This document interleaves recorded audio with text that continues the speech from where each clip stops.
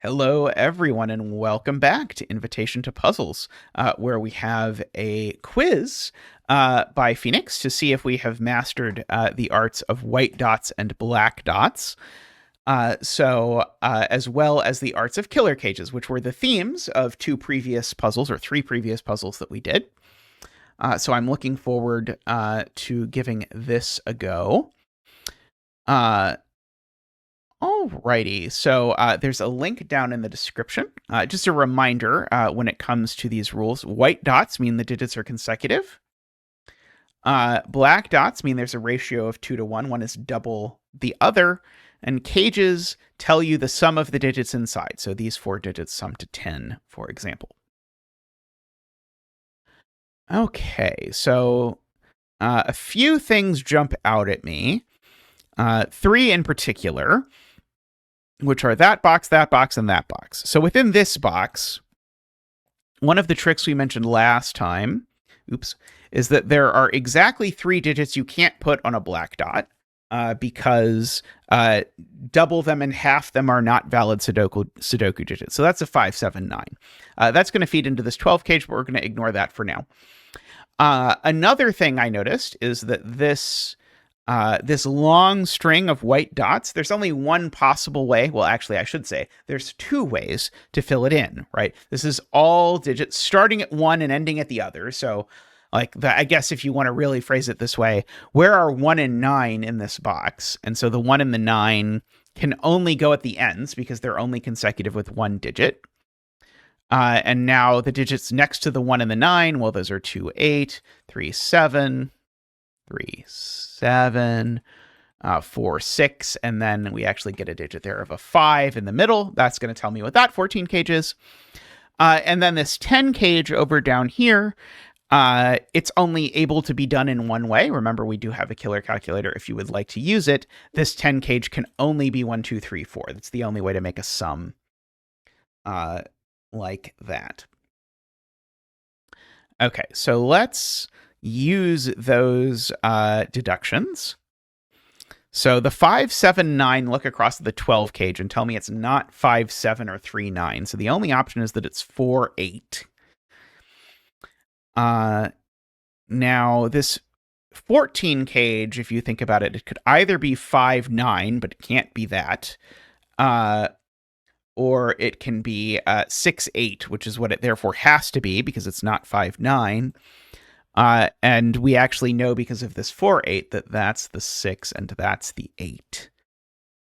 And I'll go ahead and mark that tells me that within this box, the 8 is in one of those cells. And because 8 is double 4, that means the 4 is in one of those cells. I don't know if that'll turn out to be useful, but I'm going to mark it anyway. And I'm also going to mark that the remaining digits in this row are 1, 2, and 3, in case that becomes useful later.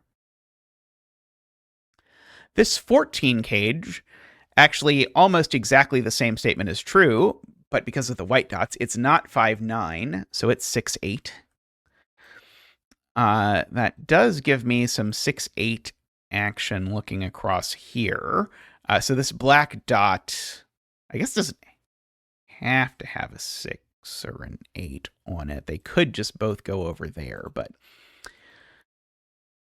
anyway, we've at least got that 6, 8. That does tell me that this black dot is quite restricted because it doesn't have a 6 or an 8 on it. Namely, it can only be from 1, 2, and 4, and there's definitely a 2 on it. This number that's consecutive with a 6 or 8, it's a 5, 7, or 9. I'm going to mark for the future. This number that's consecutive with 1, 2, 3, or 4, it's 1, 2, 3, 4, or 5. I'll go ahead and mark. The rest of this box is from 5, 6, 7, 8, 9. I'm just going to mark for my sanity. This digit can't be a 6 because were it a 6, it would need to go with a 6. It also can't be a 7 because were it a 7, it would have to go with a 5. So this is actually only 5, 8, or 9, and I don't think it's probably really wise that I'm writing this in, but that goes with a 3, 4, or 7. I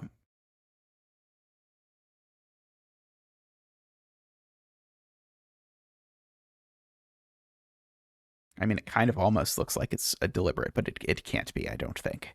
Oh, I see. I see.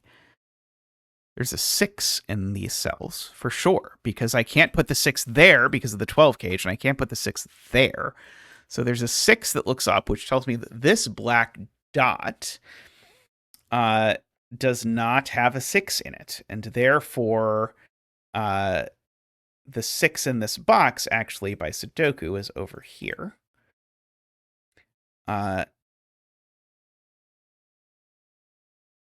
Now, the question is, does that mean the 8 is on this dot? That I am not prepared to answer. I do notice that if the 8 is on the dot, then it's ruled out of those cells and has to go there.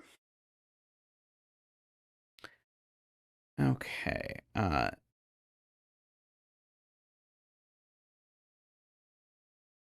Unfortunately, this digit can be a 6, or I think I would know a lot more about what's going on with these white dots. Because, like, that one can't be 4, 6, or 8, for example.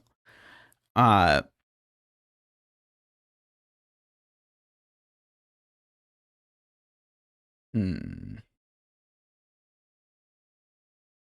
see.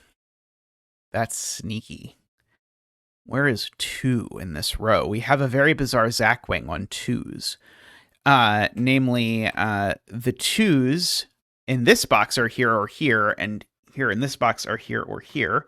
I'll bring Zach on screen because he likes showing up when he's mentioned. The point is, when I have these sort of within these 3 boxes, I actually know the 2 is in one of these 2 and the 2 is in one of these 2. That's telling me that if I now ask where the 2 is in row 1, I'm going to learn it's up here somewhere. Which doesn't look that useful until you realize that this is a black dot that has neither a 2 nor a 6 on it. And that only leaves 4, 8 if you think through your possibilities. So that tells me there's no 8 down there. And so, in fact, the 8 gets placed there, which puts a 4 there, and now unravels this whole charade. So that is a 6, a 4, and an 8, and a 4 and a 2. Beautiful. Let's see. Okay, so that has now made that a 9, that a 4 and an 8. Let's see. Those are a 5, 7. Now that 1 tells me these are a 1, 2, and they have to go in that order. So that's a 3. Uh-oh.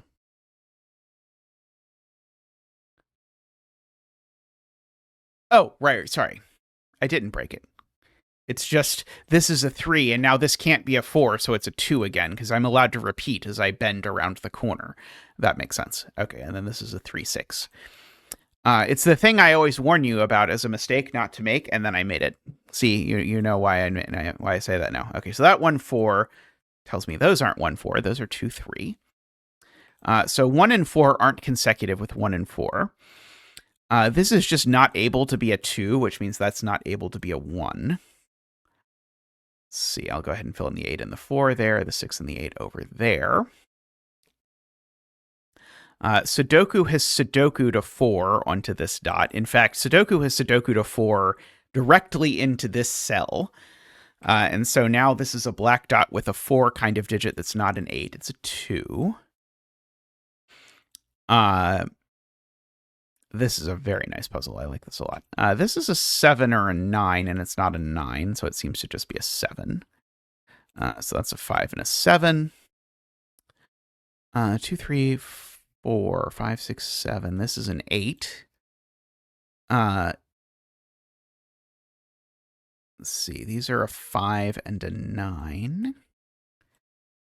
These are a 1 and a 6, I want to say. Okay. Okay, yeah.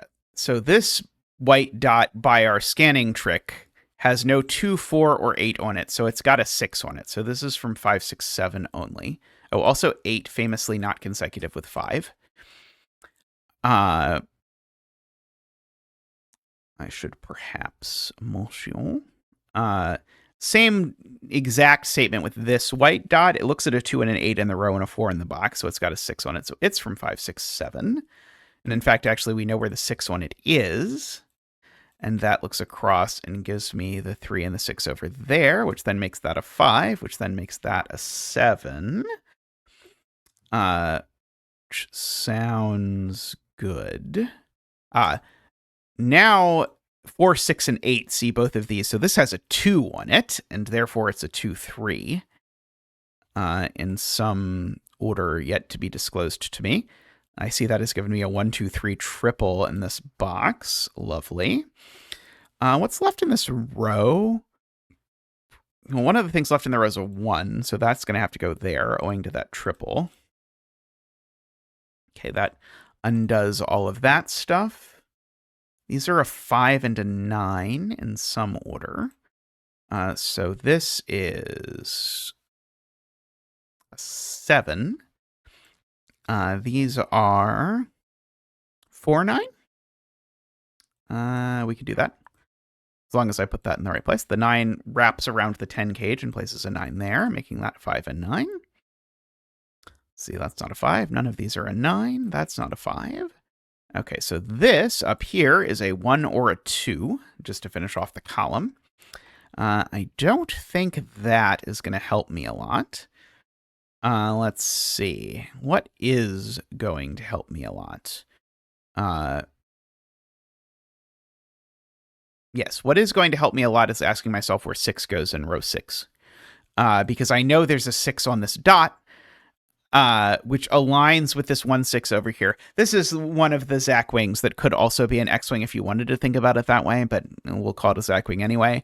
But the 6 being locked into these cells tells me that the 6 in row 6 has to be there, which is going to unravel these.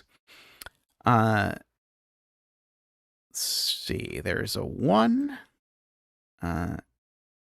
So 5, 8, 9 go over there. So that is the 5, the 9, and the 8, the 5 and the 9.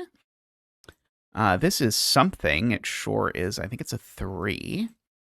This is probably the last thing we have to aggressively pencil mark. These are a 1, 2, 3, 4, a 5, and a 7. It's not a 7, not a 1, not a 5.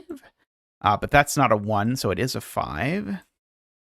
Looking across, one of these is a 3, and I somehow don't know which. But one of them is a 7, and I do know which, so that will sort out all of that stuff, and there we go. Lovely construction there. A very, very nice little review of the various mechanisms that go into solving one of these sorts of puzzles. All right. Thank you to PhoenixAki. I hope you enjoyed that. Let me know in the comments. I bet you did, because that was incredibly delightful. This is exactly the kind of puzzle I aspire to have for this series. Speaking of, if you have puzzles that are exactly this kind of puzzle, feel free to submit them. Over on the Discord, there's a thread. If you have trouble seeing it, just ping Tristan or I, and we can direct you to where it is. It doesn't have to be an original puzzle. It can just be a puzzle that you have that you think showcases some beginner puzzle logic of various sorts. So do that for me, please, if you have any. Thanks, everyone, for watching. Bye for now.